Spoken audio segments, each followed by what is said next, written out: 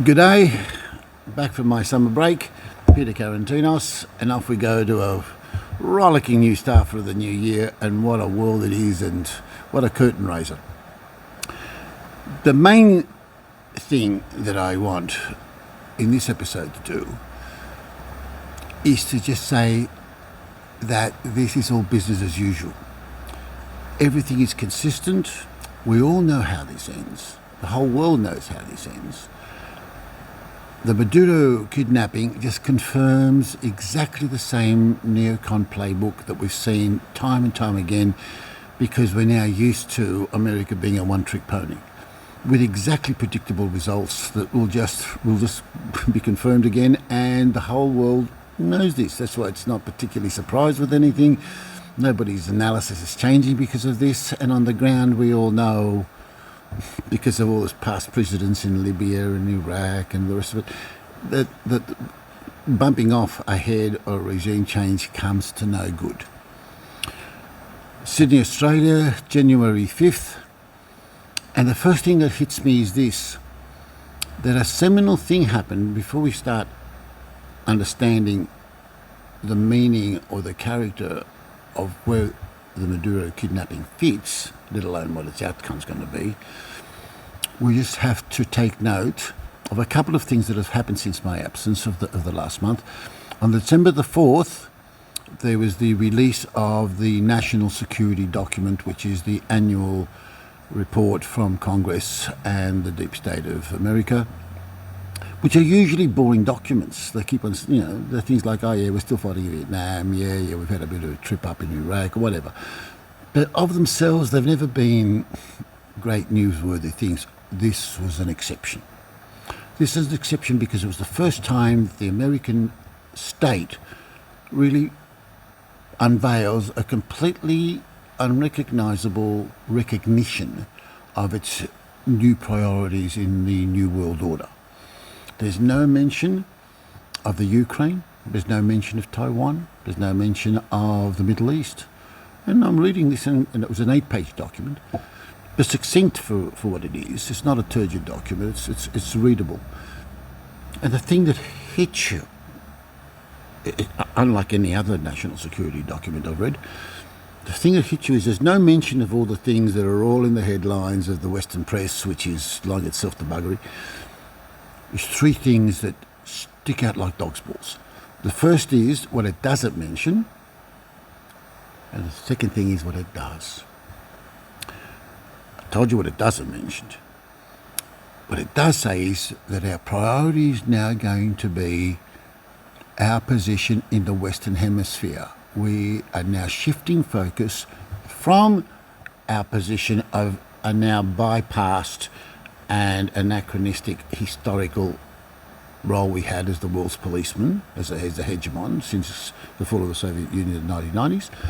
And we're now going to withdraw from all that, not even mentioning it for that matter, and we are going to now amass our forces, as it has done with a third of its whole naval establishment in the Carribean, on our backyard. And we're doing this for these reasons. One is that we're going to secure our borders, the fentanyl trade, which is all bullshit. The whole world dismisses that.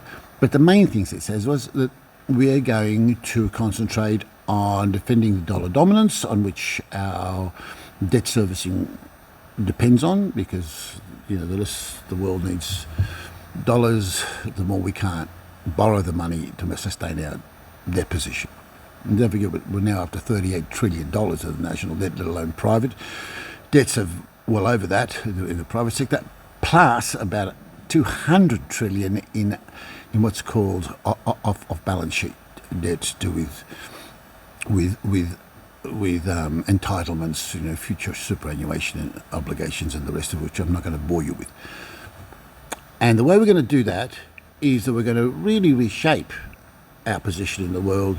We'll trade off and bring back all the boys from Europe, which we don't like anyway. And look, we don't give a fuck about Ukraine or anything like that, as long as they buy our weapons and they behave themselves and don't buy anything from China.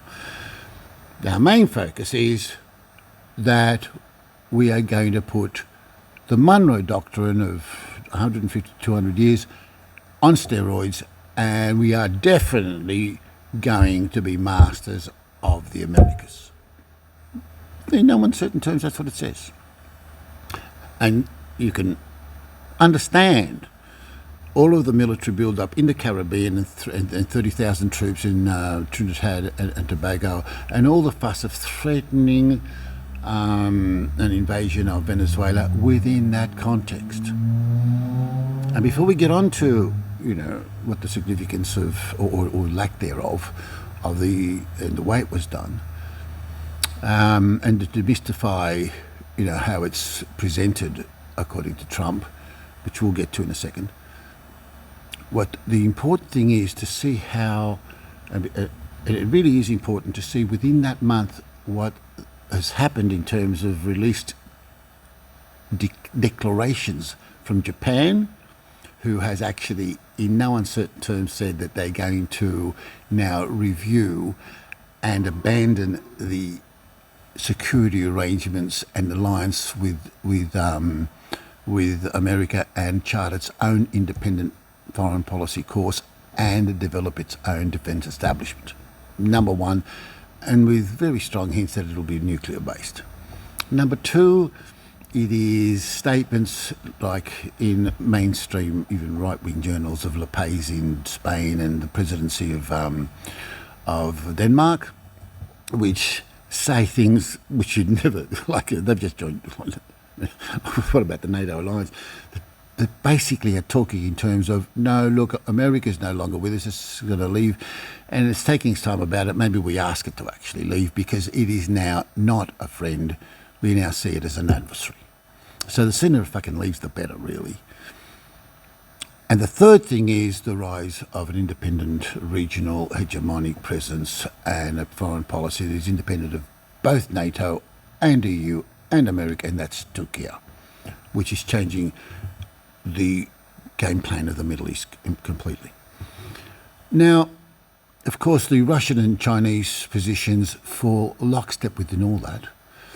They are now saying, oh, well, now, of course, Taiwan's on its own with America leaving the Pacific, which, by the way, has enormous repercussions on the possibility for the first time in Australian history of an independent foreign policy that is actually pro-Asia and pro-the East, which is where our security arrangements should have always been, rather than just sucking elbows of imperial powers that are white.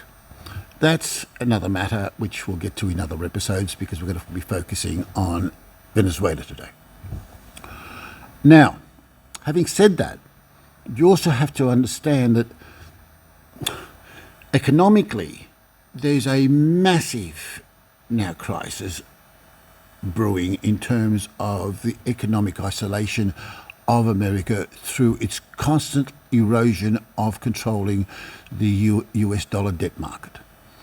Nobody is buying in net terms, no foreign entity is buying in net terms foreign debt, the US treasuries.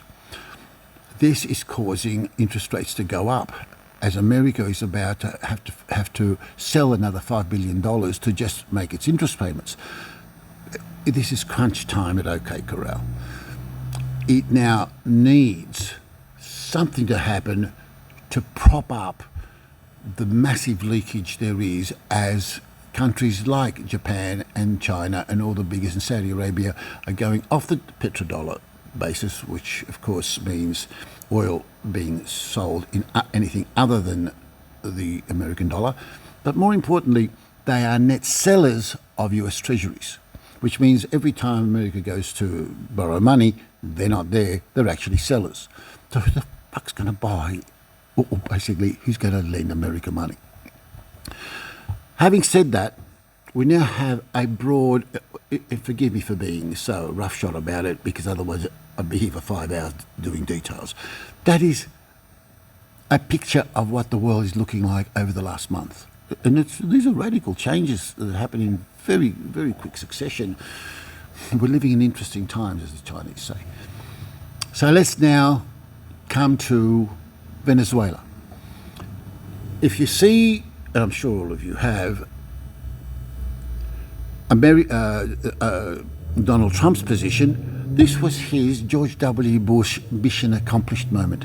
We've just pulled off the impossible. I told you we could do it. You thought we were pieces of shit. I'm telling you, we're really good at this regime change. And we've just walked into his fucking bedroom, pinched him and his missus, just to fucking rub it in. Because I'm not sure she's under any drug charges or anything. But we picked his missus too because we're the goddamn world's police. And we are really good at this. Delta Force, spell it and suck on it. We are good. Just like Scott Ritter warned us, by the way. And I gave him a hard time about it because I didn't think they were that good. But they are. Them and Mossad are really good at assassinating individual people and humiliating them.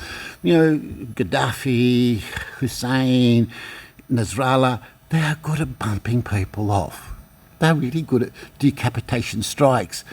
You know, all this sort of shit, which always ends up no good. Like, you know, yeah, we've got the guy, but how come the place is in a mess and we've got to leave at the end of the day by grabbing onto the fuselages of exiting jets? We all know how these end. They are fucking disasters. And they're humiliating disasters, but they all begin with a real shot in the arm. There's a quick fix. They go, look, yeah, we're back. You know, like, we are doing well. Now, the three things that immediately, the first press conference, Donald Trump gets up and says, ha, are we good or are we good? We've now got Maduro and the missus, just in case you thought, you know, icing on the cake. We've now got him on the custody. Look at these humiliating pictures, and he's on the way to a fucking court, and we're going to fucking get him because we're going to charge him, don't know about the missus, with drug trafficking or some other goddamn thing. I don't know what they're going to charge the missus for, but maybe she's charged with, maybe there's a law against concubines for drug dealers. I'm not sure. But I'm not a lawyer, okay? You go work that one out. Now, the really interesting thing is, he says that we've won, mission accomplished, and this is the second thing, that we now control Venezuela. And I'm quoting him, we're now in control. Number 3, so we've got the lad, so we're really good. We are in control. Really important, and I'm about to tell you something that CNN's not going to like. And number 3, we've got Chevron and all the oil companies all ready to go in, invest billions. Jesus, the Venezuelans are going to owe us. We're going to involve, they're going to make so much money. I'm not sure who's meaning, you know, the companies of Venezuelans. They're going to owe us because we're going to fix up all the infrastructure, which we've destroyed through sanctions. But anyway, that's an implied thing. And we are going to take their oil. Sorry, we're going to take back our oil. That's really the thing it is, because everything in Latin America belongs to America. Like, it's simple. What are you smoking? They're the 3 things. That's the Trinity. We do the regime change, we're in control, and we're ripping it off. Simple as that. We're in control, we're ripping it off. And there's also, if you haven't noticed, these footages everywhere of elated Venezuelans being liberated from these autocratic, you know, drug lords and stuff. You know, thank God for America saving us, for democracy. Just on that, not one single foot of that was filmed in Venezuela. It's filmed in Florida, Denmark, a few other places. Nothing in Florida. If you look at the footage in Florida, there are hundreds of thousands, millions of people in the streets saying, America, fuck off. We go down fighting. We're ready for you. Sorry? In Venezuela, you mean, not Florida. Oh, sorry. Thanks. Sid, where would I be? Not Florida, in Venezuela. Okay. They're going, no, we're ready. We're in the militias. All our defences are ready. And bring it on. They're just saying, bring it on. If you thought that Iraq was hard, you know, it was a Sunday school picnic, bring it on. Then you have Delcy Rodriguez herself, who was, until yesterday, the vice president. She gets on, and by the way, as an aside, there's one thing I didn't say about the Trump speech, he actually stated that he was on the phone to Rodriguez, who's now the acting president of Venezuela, and everything's sweet because she's now, of course, going to be an American proxy and getting the carpet ready for Chevron to turn up for us to rule the country.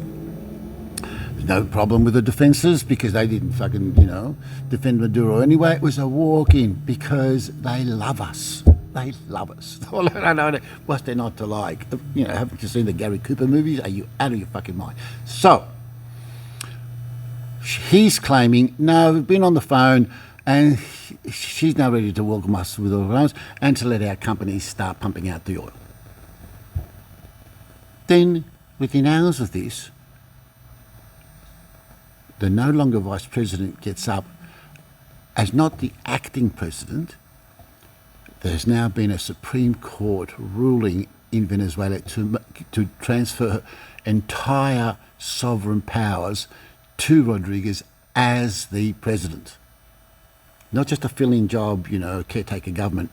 She has full authority to exercise the sovereign administration of her country. In other words, there's no regime change at all. The government is still exactly where it was. There has been no regime change where there's been a kidnapping of the head, that's true, but none of the institutions of the government have changed at all. The people are marching in their millions in the streets going, fuck you, bring it on. And the really big thing is what she says. She says, no, I haven't had a phone call conversation with Trump since this.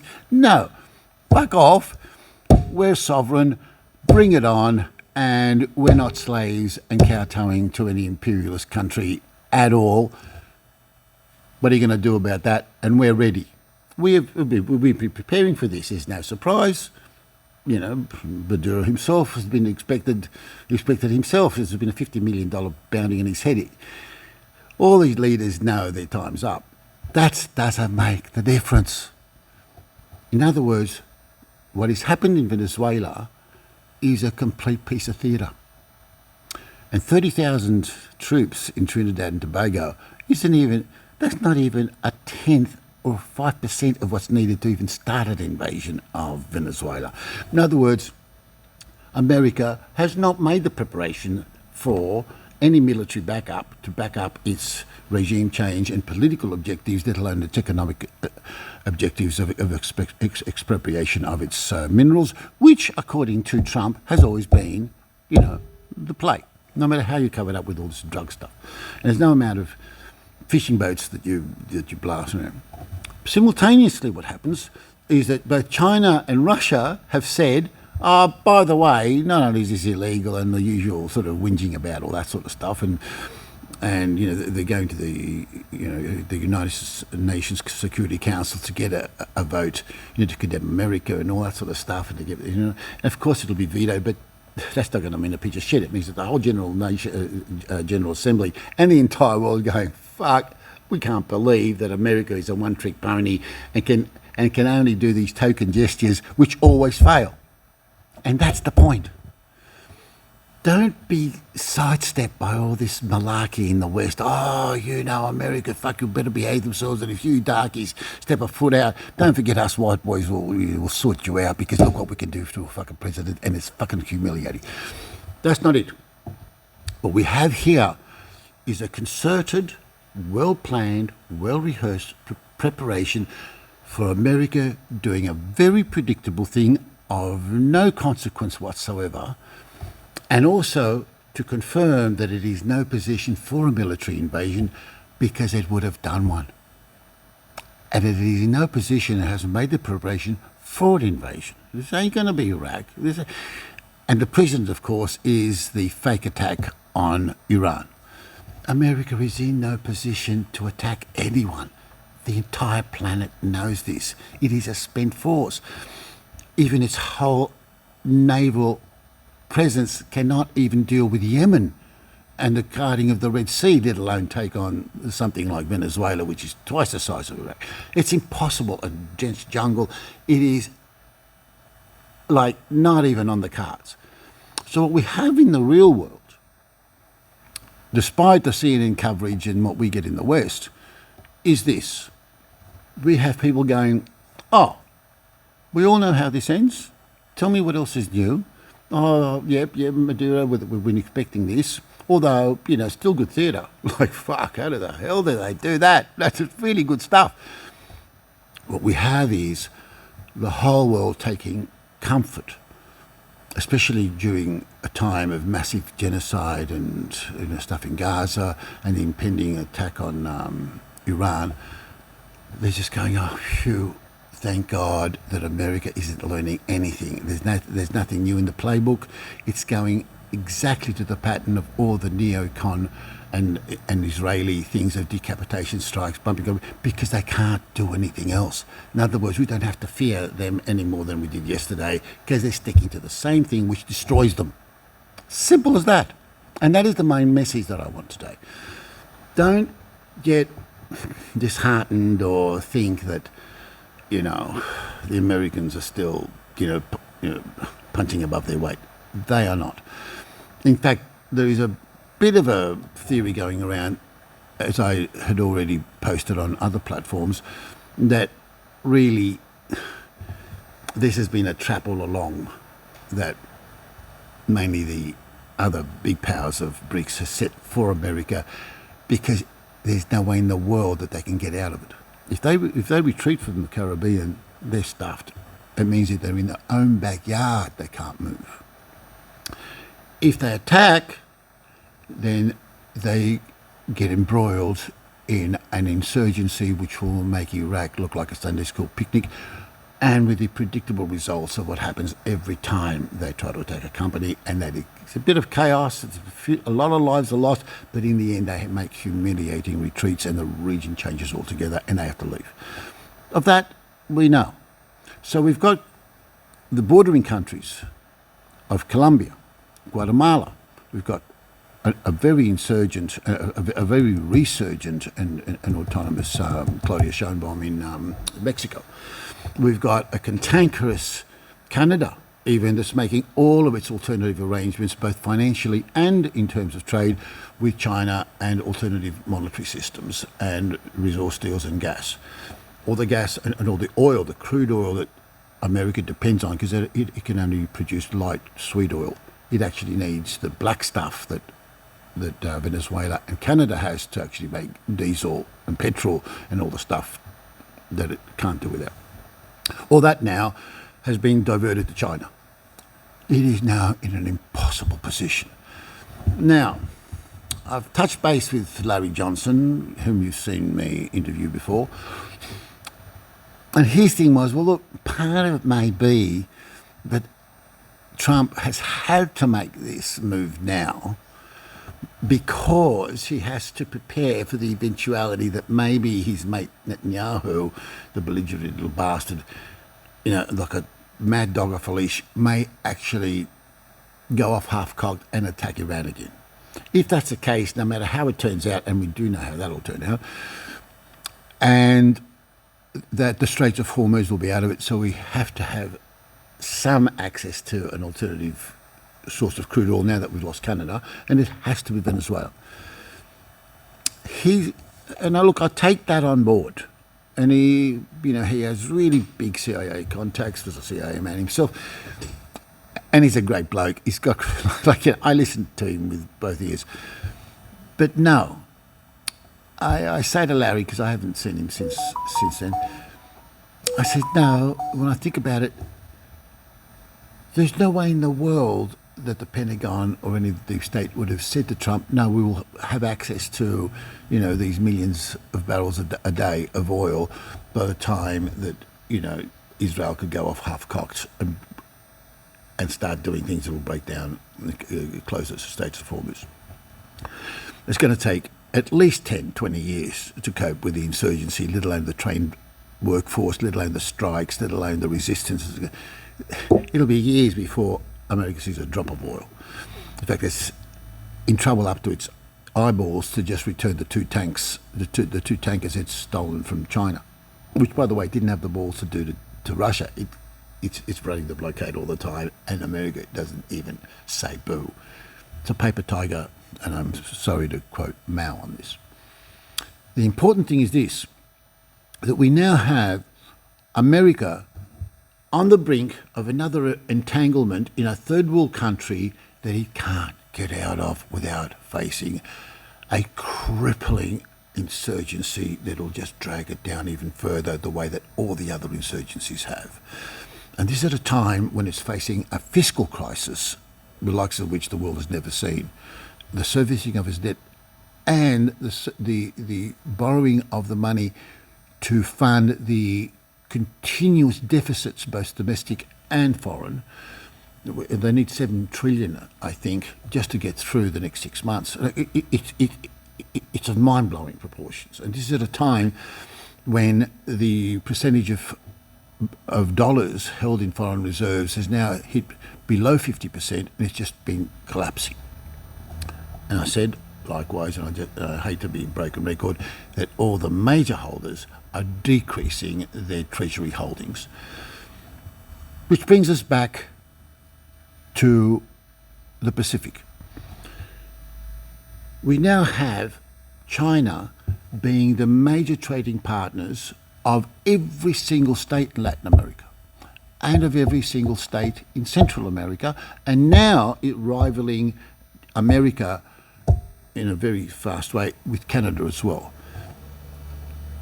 America is in an impossible position, absolutely, both in terms of deficits, spending more money than it gets, but also even in terms of debt servicing, let alone raising, and also losing its grip on its monopoly of the SWIFT system and the dollar-based global financial system, while its multilateral organisations like the IMF, World Bank, etc., becoming sidelined by the emergent BRICS institutions, which now outspend all of them.